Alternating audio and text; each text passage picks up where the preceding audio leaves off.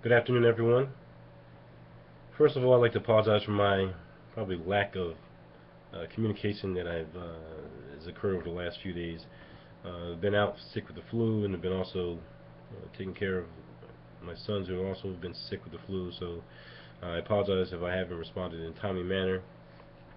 In any event, I'd like to just discuss where we've been and where we're moving forward through the quarter. First, we've discussed program evaluation as it relates to performance measurement through Module 3. And now in Module 4, as you'll see, we're moving towards the area of performance management. So the idea is not just collecting the data, but using that data to help managers make better decisions. And those articles from Module 4 will speak directly to that. As I was preparing this particular module, it allowed me to think back on the days when I've conducted research in this area, and I would often talk to uh, finance directors and managers of different cities and states, etc. And I would always ask them, what do they do with the data that they collect? And many of them would say that they would collect the data and they would use it to inform decisions. Some of them would say that it was public information, that they would release it so that citizens could take a look at the measures they've identified and whether or not they're stacking up. Others said that it was strictly internal, and others would say that we collect these data elements and we have all these performance measures, but we don't do anything with it, and it's pretty frustrating. So it's important to make this a process that is useful and that will continue to enhance and improve performance and productivity. Um, Here we also discuss evaluation questions in Module 4, and this is where you'll begin to drill down in your research of your research proposal, because identifying particular questions and the importance of identifying those questions as it relates to your research will allow you to fine-tune and pretty much eliminate extraneous questions or ideas that you may have and help you focus specifically on what you aim to uncover and how you plan to improve the performance of that particular organization or program, etc. Um, Also, your lit review assignment is due at the end of Module 4. So by Sunday at 11:59 p.m., your lit review case study assignment is due.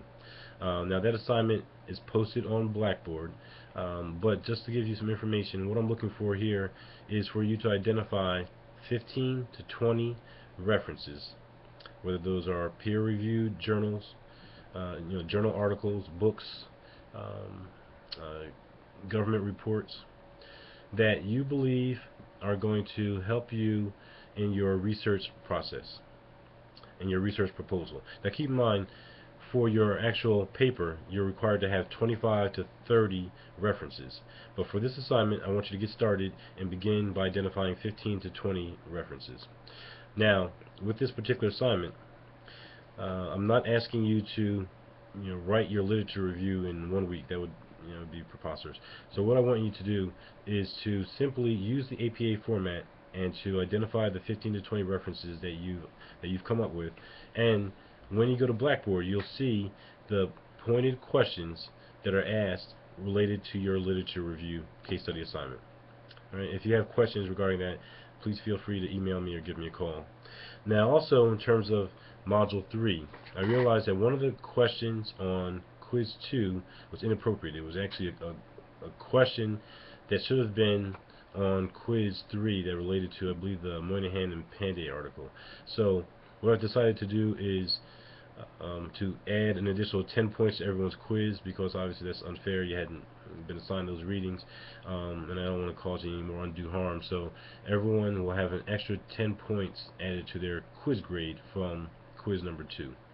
Um, Also, a number of students have asked me how to determine the questions that they've gotten wrong on their quizzes. So what I've done is I've asked our Blackboard administrator, Mr. Larry Ibrahim, to reset the quizzes so that you'll be able to identify the questions that you may have answered wrong. What you'll have to do is, after you've taken the quiz, is exit out of Blackboard and then go back into Blackboard, into the quiz, and it'll show you the questions that you've identified that you got wrong, if you got anything wrong on the quiz. And if there are any questions, surely I'll be happy to answer them, and I do apologize again for my lack of responsiveness over the last few days, and I'll see you, next week. Thank you.